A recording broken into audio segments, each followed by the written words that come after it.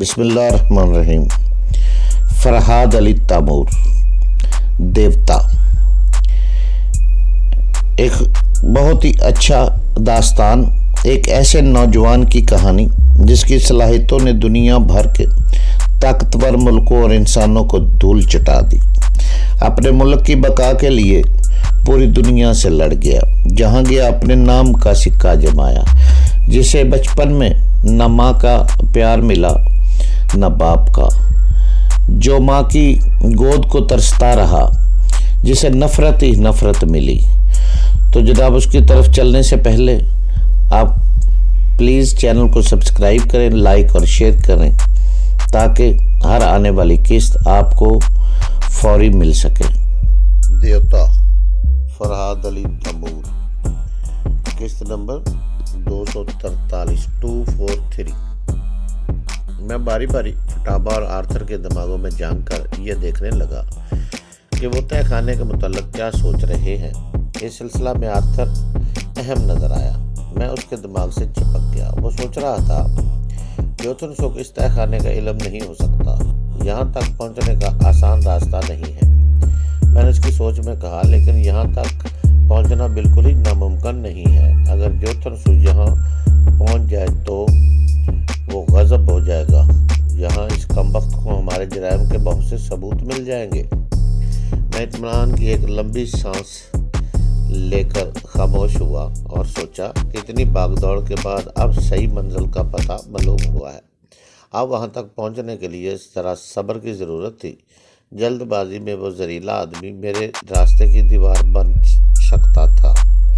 یہ تو معلوم ہو گیا تھا کہ اس خفیہ تنظیم کو چلانے والے خاص طور سے میرے لیے اس زہریلے آدمی کو پا رہے تھے۔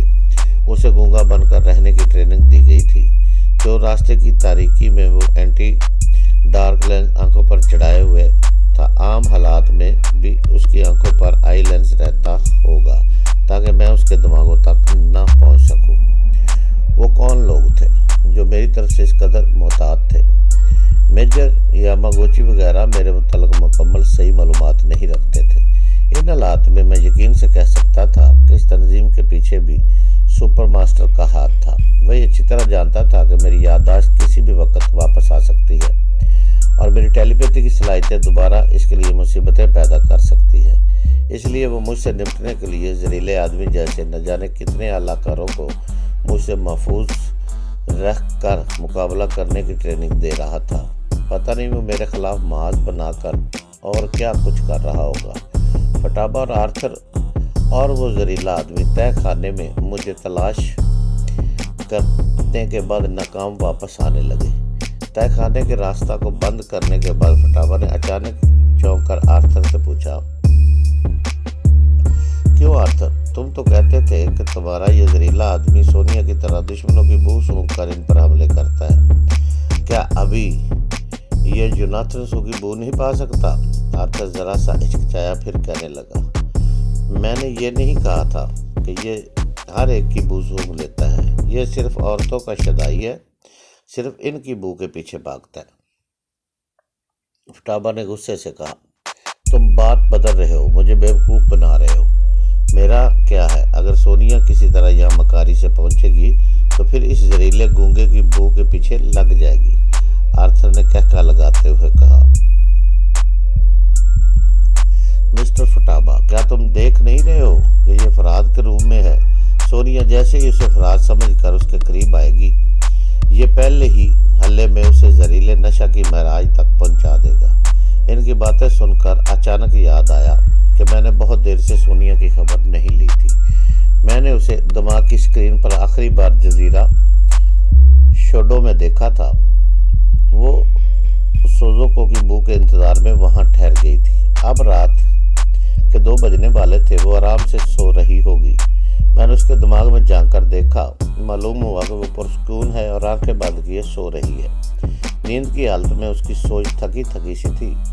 میں نے یہی سمجھا کہ وہ مسلسل بھاگ دوڑ کے بعد تھک کر سو رہی ہے۔ اگر میں اس کی سوچ کو چھیڑتا تو حقیقت معلوم ہو جاتی۔ وہ سو نہیں رہی تھی بلکہ بے ہوشی کی حالت میں تھی۔ میں مصروفیت کے باعث حقیقت کو سمجھ نہ سکا۔ مصروفیت یہ تھی کہ میں اپنے تعاقب کرنے والوں کی مصروفیت کو سمجھ رہا تھا۔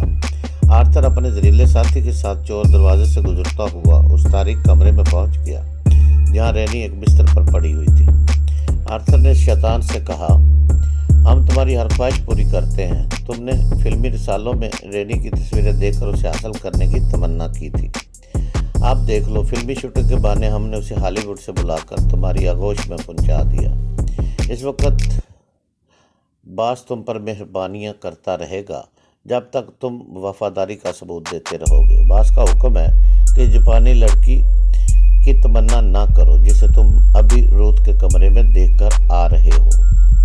اگر تم اسے ہاتھ بھی لگاؤ گے تو یہ تنظیم سے غداری ہوگی اور اس کی سزا تم اچھی طرح جانتے ہو۔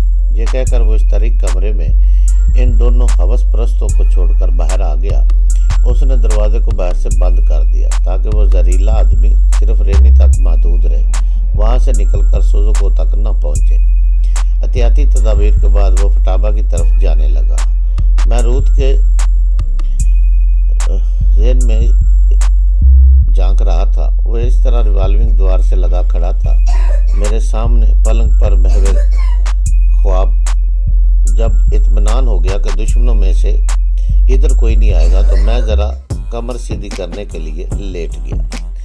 اس کمرے میں عیش و آرام کا تمام سامان موجود تھا مگر آرام کی گھڑیاں نصیب نہیں تھی۔ ابھی یہ معلوم کرنا تھا کہ فٹابا اور آرتھر کو نیند آتی ہے یا نہیں، یا وہ میری تلاش میں نکلتے ہیں۔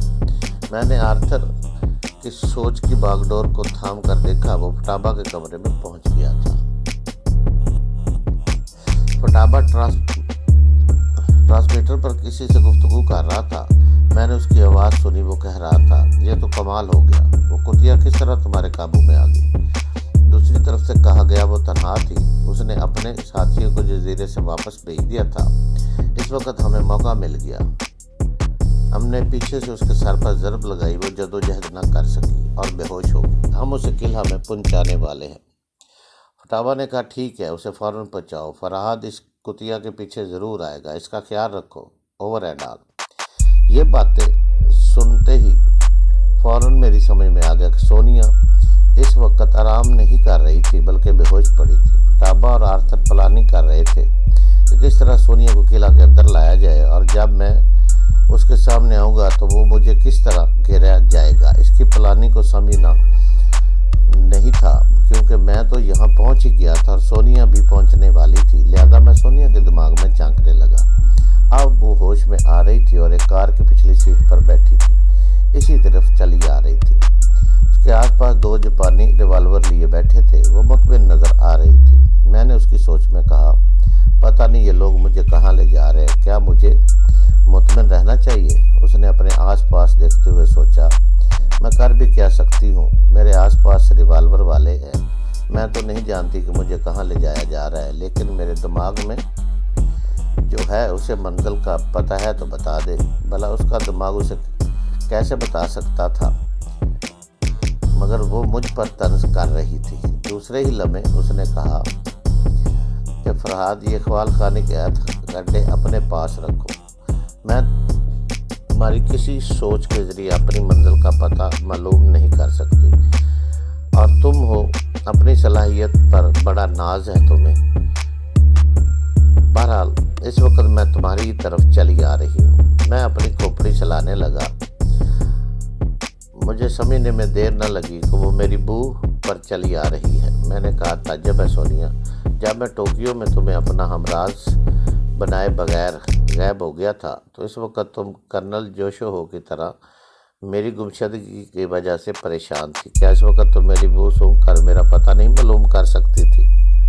کیوں نہیں؟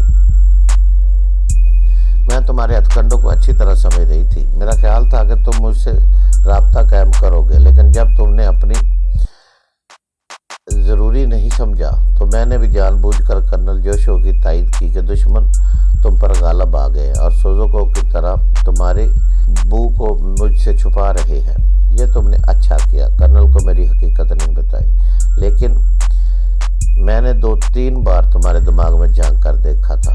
تمہارے پتہ نہیں چل رہا تھا لیکن تم میری طرف سے مطمئن ہو، بلکہ تم میرے لیے پریشان تھی۔ سوچ کے ذریعے اس کی ہنسی کی آواز آئی۔ فرہاد، یہ میرا کمال ہے، تمہارے ساتھ اتنا عرصہ رہ کر اتنا تو میں سمجھ گئی ہوں کہ تم مجھے کن حالات میں کس طرح اپنے طور پر سوچنے پر مجبور کرتے ہو۔ میں کافی عرصہ سے تمہاری مرضی کے مطابق اپنی سوچ کو کنٹرول میں رکھنے کی مشق کر رہی ہوں۔ تم یہی چاہتے تھے کہ میں تمہارا پیچھا نہ کروں، تمہارے لیے پریشان ہوتی رہوں، تو پھر دیکھ لو کہ سب کچھ میں نے تمہاری مرضی کے مطابق ہی کیا ہے۔ میں مسکرانے لگا۔ میرے پاس لیٹی ہوئی سوزو کو کروٹ بدل رہی تھی، اس کے بدن سے بدستور شنیل کی خوشبو آ رہی تھی۔ میں نے سونیا سے پوچھا، بہرحال یہ بتاؤ سوزو کو کہاں ہے؟ تم اس کی بو پا رہی ہو یا نہیں؟ نہیں فرہاد، دشمن بڑے چلاک ہیں، اسے مسلسل خوشبوؤں سے چھپا رہے ہیں۔ مگر تم سچ سچ بتاؤ، کیا جان بوجھ کر یہ سوال پیدا نہیں کر رہے ہو؟ کیا تمہیں سوزو کو متعلق کوئی علم نہیں ہے؟ میری بات نہ پوچھو، اگر پوچھنا چاہتی ہو تو اپنی شرط ہار جاؤ گی۔ میں سمجھ گئی، تم سوزو کو تک پہنچ گئے ہو اور اب میں بھی پہنچنے والی ہوں، تو پھر جلدی سے تسلیم کر لو کہ شرط ہار چکی ہو، اپنی صلاحیت کے بل بوتے نہیں پہنچ رہی ہو، کیونکہ تمہاری مطلوبہ بو اب بھی تم تک نہیں پہنچ رہی ہے۔ میری اس بات پر سونیا گڑبڑا گئی۔ نہیں، ارے واہ، کیا زبردستی شرط ہار جاؤں؟ میرے سر کا پچھلا حصہ اب تک دکھ رہا ہے۔ کم بختوں نے پیچھے سے زبردستی حملہ کیا تھا۔ آخر میں کسی نہ کسی طرح تکلیفیں برداشت کرتی ہوئی سوزو کو تک پہنچ رہی ہوں۔